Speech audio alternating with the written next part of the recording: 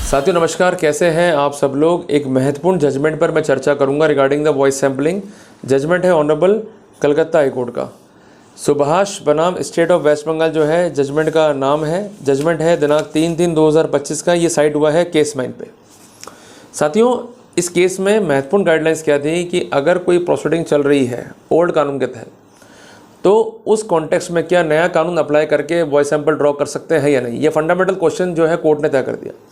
तो कुल मिला के इंटरप्रिटेशन था सेक्शन 349 BNSS पे, इंटरप्रिटेशन है वॉइस सैंपल प्रोसीडिंग्स पे, इंटरप्रिटेशन है section 531 sub clause 2 sub clause A BNSS पे, जो कि ये कहता है कि जो ओल्ड प्रोसीडिंग है उन पर CRPC लागू होगा। और हम सब जानते हैं कि CRPC में there is no provision to take the voice sample. और इस बात की पुष्टि ऑनरेबल सुप्रीम कोर्ट ने करी है in judgment of Ritesh Sinha बनाम स्टेट ऑफ UP। जजमेंट है वर्ष 2019 का। जजमेंट के पैरा नंबर 12 में कोर्ट ने कहा है कि there is no provision in CRPC in evidence act even in identification of prisoners act, जो कि है 1920 का कानून। उसमें कोई प्रोविजन नहीं है regarding the voice identification voice sampling. तो ऐसे सिनेरियो में नए मामलों पर क्या 349 BNSS लागू करके हम क्या वॉइस सैंपल ड्रॉ कर सकते हैं या नहीं। ये थे इस केस के मूड क्वेश्चंस। साथियों एक बात मैं आप सबको स्पष्ट करना चाहता हूँ कि जो भी जजमेंट अभी तक आए हैं वॉइस सैंपलिंग को लेके, उसमें महत्वपूर्ण जजमेंट जो है वो है ऑनरेबल सुप्रीम कोर्ट का वर्ष 2019 का फैसला। टाइटल है रितेश सिन्हा बनाम स्टेट ऑफ UP, जिसमें ऑनरेबल सुप्रीम कोर्ट ने कहा है कि जब तक कोई प्रावधान कानून में नहीं आते हैं तब तक मजिस्ट्रेट जो है डायरेक्ट कर सकता है for taking of voice sample. वर्तमान कानून जो है वो है BNSS, जिसका सेक्शन 349 है इंपॉर्टेंट, जिसमें प्रोविज़न है वॉइस सैंपलिंग के, और इसके अलावा मजिस्ट्रेट जो है डायरेक्ट कर सकता है वॉइस सैंपलिंग के लिए। एक बात ध्यान रखिएगा कि जो जजमेंट प्रीवियसली बने थे वो जजमेंट प्रोनाउंस हुए थे एज पर आर्टिकल 142 ऑफ संविधान। तो यहाँ पर एक आपत्ति लिए डिफेंस ने कि चूंकि वो जजमेंट जो है आर्टिकल 142 संविधान के तहत है, जिस पर्सपेक्टिव के अंदर इनका बाइंडिंग फोर्स नहीं रहता है, क्योंकि 142 संविधान जो है एक एक्स्ट्राऑर्डिनरी पावर जो है देता है ऑनरेबल सुप्रीम कोर्ट को टू डू जस्टिस। जहाँ पर कोई प्रोविज़न नहीं है वहाँ पर भी कोर्ट जो है इंटरवीन कर सकता है और अपनी एक स्पेसिफिक पावर को एक्सरसाइज करके, जो कि एक एक्स्ट्राऑर्डिनरी पावर है, उसको एक्सरसाइज करके पक्षकारों को जो है राहत प्रदान कर सकता है। जब एक्स्ट्राऑर्डिनरी पावर कोर्ट ने यूज़ करी है तो उसका कोई बाइंडिंग फोर्स नहीं होगा। इस बात पर जो है विशेष जोर दिया कंसर्न डिफेंस ने।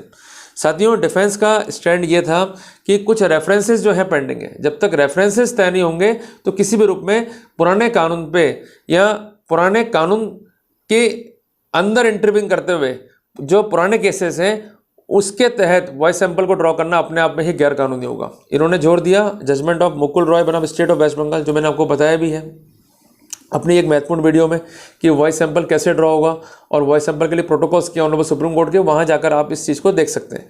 ये जो जजमेंट है बेसिकली एक रेफरेंस है जो कि 2019 SCC ऑनलाइन पेज 4341 के रूप में जो है साइट हुआ है। सुधीर चौधरी बनाम स्टेट ऑफ NCT महत्वपूर्ण जजमेंट है 2016 वॉल्यूम 8 SCC पेज 307। इस फैसले में भी वॉइस सैंपल कैसे लेना है, इसके प्रोटोकॉल्स क्या होंगे, कौन जो है टेक्स्ट तैयार करेगा ट्रांसक्रिप्शन का, और वॉइस सैंपल कैसे ड्रॉ होना है, इसके बारे में जो है प्रोविजंस दिए गए। इसके अलावा महत्वपूर्ण जजमेंट है food corporation of India versus Anurag properties private limited. ये फैसला है 2006 SCC online Calcutta high court page 417।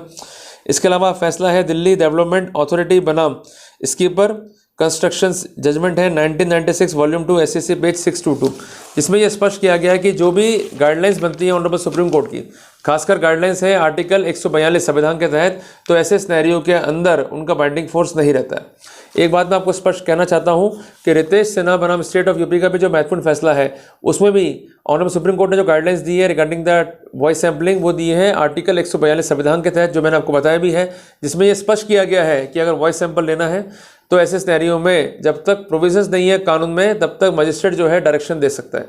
तो इसलिए जब ओल्ड कानून में व्यवस्था ही नहीं है वॉइस सैंपल को लेने की, तो ऐसे सिनेरियो में जो ओल्ड कानून के तहत इंटरवीन करके ओल्ड केस में सैंपल लेने का प्रयास किया है कंसर्न एजेंसी ने, वो अपने आप में गलत है। ये इम्फेटिकल आर्गूमेंट था कंसर्न डिफेंस का। स्टेट ने जो है इसका अपोज किया, स्टेट ने कहा ये एक्टिविटी जो है परमिसेबल है, और स्टेट ने रिलाई किया एक महत्वपूर्ण फैसले पे, जो कि है प्रवीण सिंह बनाम स्टेट ऑफ गुजरात के नाम से। जजमेंट है ऑनरेबल सुप्रीम कोर्ट का, जजमेंट है 15 मई 2023 का। और सबसे इंपॉर्टेंट बात यह है कि इस फैसले को रिलाई करते हुए स्टेट का आर्गूमेंट ये था कि आरोपी को जो है वॉइस सैंपल के लिए कहा जा सकता है। अगर ऐसा किया जा रहा है तो it will not amount to self incrimination. ऐसे सिनेरियो में आर्टिकल 20 सब क्लॉज 3 संविधान के तहत जो प्रोटेक्शन की मांग करता है आरोपी, वो प्रोटेक्शन वो नहीं मांग सकता, और ना ही ये प्रोटोकॉल जो है उस कॉन्टेक्स्ट में जो है लागू होगा। तो कोर्ट ने सारी स्थितियों और जो भी लॉ की पोजीशन है उसकी और अपना जो है ध्यान जो है एम्फेसाइज किया। और कोर्ट का कहना यह था कि अगर हम देखते हैं BENSS को तो वहाँ पर प्रोविज़न तो ऑलरेडी इनबिल्ट हो चुका है। अगर हम देखते हैं ओल्ड CRPC को तो वहाँ पर सेक्शन 311A CRPC महत्वपूर्ण था। सेक्शन 311A केवल कन्फाइंड था regarding the signature specimen and hand writing specimen, जिसमें किसी भी रूप में वॉइस सैम्पलिंग को इंक्लूड नहीं किया गया था। कोर्ट ने यह भी कहा कि समय समय पर अमेंडमेंट जो है उसके बावजूद भी वॉइस सैम्पलिंग को जो है इंक्लूड नहीं किया गया इन CRPC। साथियों, ये पावर कोर्ट ने कहा कन्फर की गई थी on the concern magistrate by honourable supreme court while passing a judgment, और ये पावर जो है कन्फर हुई थी अंडर आर्टिकल 142 ऑफ संविधान के तहत। और कोर्ट ने यह भी कहा था कि जब तक स्टैट्यूटरी प्रोविजन नहीं होगा तब तक मजिस्ट्रेट जो है डायरेक्टिव कर सकता है। बट चूंकि एक महत्वपूर्ण रेफरेंस जो है पेंडिंग है बिफोर ऑनरेबल कलकत्ता हाईकोर्ट, जिसका टाइटल है मुकुल रॉय बनाम स्टेट ऑफ वेस्ट बंगाल, जिसमें 3 इंपॉर्टेंट क्वेश्चन जो हैं वो तय होने। सबसे पहला क्वेश्चन है कि आर्टिकल 142 संविधान के तहत यद्यपि फैसला है, क्या उसके बावजूद भी सेक्शन 311A CRPC, जिसको हम पढ़ेंगे with section 53A of CRPC with section 5 of identifications of prisoners act, जो कि बना हुआ वर्ष 1920 का, क्या ये एम्पावर करता है मजिस्ट्रेट को to order for voice sample during the course of investigation. ये काफ़ी इंपॉर्टेंट है। और इसके अलावा रितेश सिन्हा बनाम स्टेट ऑफ यूपी का जो जजमेंट है, क्या ये विटनेस पर भी लागू होगा जो कंसेंट विद द प्रोसीडिंग। और कोर्ट ने कहा कि ये जो कंसेंट मामला है ये अंडर रेफरेंस है, ये कोर्ट ने एम्फेसाइज करा, और इस बात पर स्टेट ने भी जो है आपत्ति नहीं करी। तो कोर्ट ने यहाँ पर एक एफिडेविट लिया आरोपी से कि जब तक ये रेफरेंसेस तय नहीं होते हैं तब तक आपका वॉइस सैंपल हम एनालिसिस नहीं कर रहे हैं, पर जो आपका वॉइस सैंपल लिया है वो रहेगा सील्ड कवर में। और एक एफिडेविट दीजिए कि अगर ये रेफरेंस खिलाफ तय होगा आपके, तो उस रेफरेंस के खिलाफ तय होने या जो भी इसका निर्णय आता है उसके अकॉर्डेंस में या उसके अनुक्रम में मैं अपना जो ये वॉइस एनालिसिस रिपोर्ट है या जो वॉइस एनालिसिस टेस्ट है उसके परिणामों से बाध्य होऊंगा।